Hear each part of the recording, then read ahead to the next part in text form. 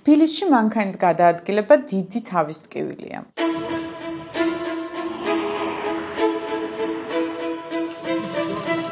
დილით სახლიდან გამოსულები გზაზე მეტ დროს საცობებში და საპარკინგე ადგილების ძებნაში ვატარებთ. ასეთია ჩვენი ყოველდღიურობა, ამ დროს კი თბილისის მერი გვეუბნება, რომ ქალაქში პარკირების პრობლემა არ არის. მოდი ფაქტებს გადავხედოთ. გასულ წელს საქართველოში ავტომობილების რაოდენობა 1,9 მილიონს გადააჭარბა. წარმოიდგინე, ყოველ მეორე ადამიანს მანქანა ჰყავს. მოსახლეობა თითქმის არ შეცვლილა, დაახლოებით 3,7 მილიონი ადამიანია, მაგრამ ავტომობილების რაოდენობა საგრძნობლად გაიზარდა. ქვეყანა ფაქტობრივად ერთ დიდ ავტოსადგომად გადაიქცა.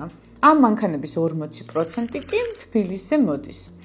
ანუ ქალაქში მანქანების რაოდენობა ძალიან სწრაფად გაიზარდა, სივრცე კი რაც ჰქონდა იგივე დარჩა. შედეგი არის ყოველდღიური საცობები და პარკინგის პრობლემა.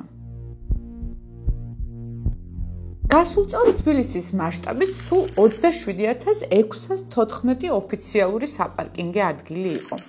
ეს რიცხვი 2019 წელთან შედარებით 10%-ით ნაკლებია. წარმოიდგინე, ქალაქში მანქანები მატულობს, პარკირების ადგილები კი იკლებს. აქ ყოველდღიურად ასეულობით 1000 ავტომობილი გადაადგილდება და მათგან უმეტესობას ბუნებრივად სადღაც გაჩერება სჭირდება.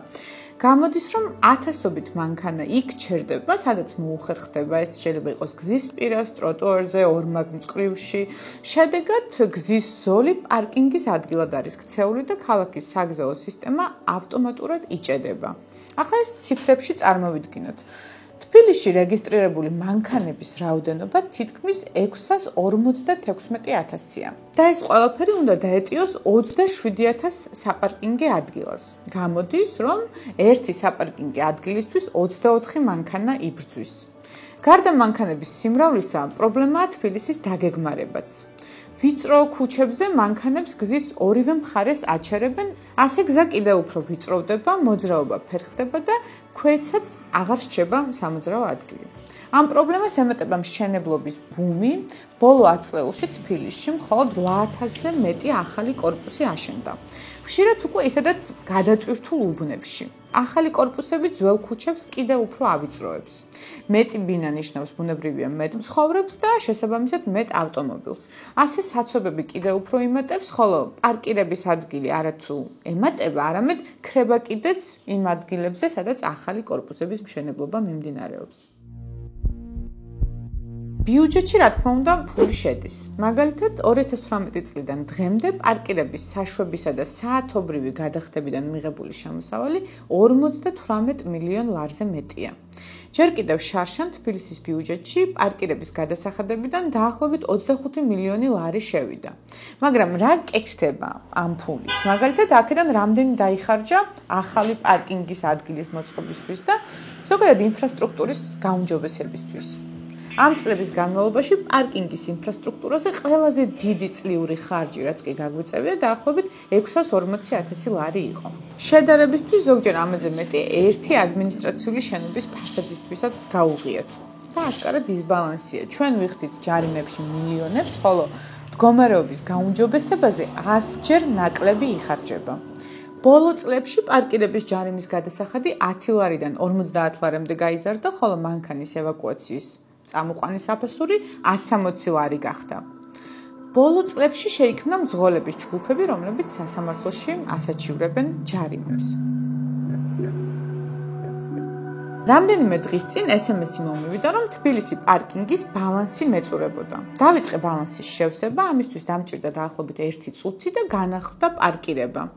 რამდენიმე წუთში კი მივიღე ჯარიმის შეტყობინება, რომელიც დაწერილია ზემოთხსენებულ 1 წუთში, ანუ იმ პერიოდში, რომელიც ბალანსის შესავსებად მჭირდებოდა. ვაპირებ, რომ გავასაჩირო ეს ჯარიმა და თქვენ როგორ ფიქრობთ? უნდა არსებობდეს თუ არა გონივრული ვადა, რაც ხელმეორედ ბალანსის შევსების დროს სჭირდება ადამიანს და ამის გამო არ უნდა გვაჯარიმებდნენ. მსგავს ხარვეზებზე გვიყვებიან სხვა მძღოლებიც. პრაქტიკულად ქალაქში პარკირების ადგილი არ დარჩა. პრაქტიკულად არ დარჩა. აი წეღან დაახლოებით 40 წუთი ხა ბავშველოდები სკოლიდან უნდა გამოვიდეს. დაახლოებით 40 წუთი ვწვალობდი, რომ მანქანა გამოჩერებინა. და ვერ ვტოვებ მანქანას. იმიტომ რომ ყოველად გაუმართლებელი ჯარიმები მოდის. ყოველად გაუმართლებელი. საკუთარ სახლთან, საკუთარ გარაჟთან რო დაგაჯარიმებენ, უკვე რაღაცია ლაპარაკი. პარკირება ჯარიმებს მიწერავენ კვირაში 100 ლარი გადავიხადე ერთ კვირაში, წარმოიდგინე. ხო და გააკეთონ 1-2 სადგომი მაინც არიან, 3, რა ვიცი, ტაქსმა გააჩეროს საკადად. ერთი ადგილი არ არის. ხან იქ ვაჩერეთ, ხან ქვევით ვაჩერეთ. მოდიან პარკირება ვიწერავენ ჯარიმებს, ცალკე ეს მოძრავი ისინი დადიან კიდო შკოდებით წერავენ ჯარიმებს.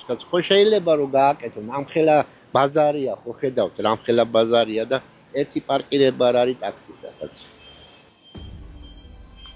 რა დროს ხარჯავთ ხოლმე გასაჩერებელი ადგილის პოვნაში მაგალითად? 1 საათ, 2 საათ ყოფნა. აი ადგილით ვერ მოვედი, არ არსებობს რომ გავჩერდი. 2 წუთი ჩერდები დისტრიბუციანო 2 წუთი ჩერდები და ყოფილა კამერას ჩამოუვია და დაუწერია. 1000 ჯარიმები არის. არც ერთ მაღაზიასთან გასაჩერებელი ადგილი არ არის, რომ მივდივარ დისტრიბუციაზე ვმუშაობთ, რომ გავაჩეროთ მანქანა და საქონელი ჩამოვიღოთ. და ამის გულისთვის ჯარიმებს გვიწერამენ და ყველაფერი ჩვენზე იმასაკნდება. ეს პრობლემები მარტო დისკომფორტს არ ქმნის. ისინი საფრთხის შემცველიც არის, რადგან თბილისში ყოველწლიურად ასობით ავარია ხდება, მათი ნაწილი პირდაპირ უკავშირდება გზების მდგომარეობას, დახაზულობის და განათების ნაკლებობას.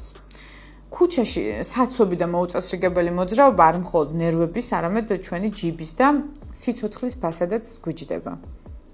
თბილისის ხელმძღვანელობა კი ისევ ამბობს, რომ პარკირების პრობლემა არ არის, ბიუჯეტი მართლაც ივსება, მაგრამ გადაჭედილი მანქანები, შემცირებული სამოძრაო სივრცე და ყოველ ნაბიჯზე ჯარიმის მოლოდინი. ეს მხოლოდ მძღოლების ნერვების ამბავი აღარ არის, ეს უკვე ქალაქის განვითარების საკითხია.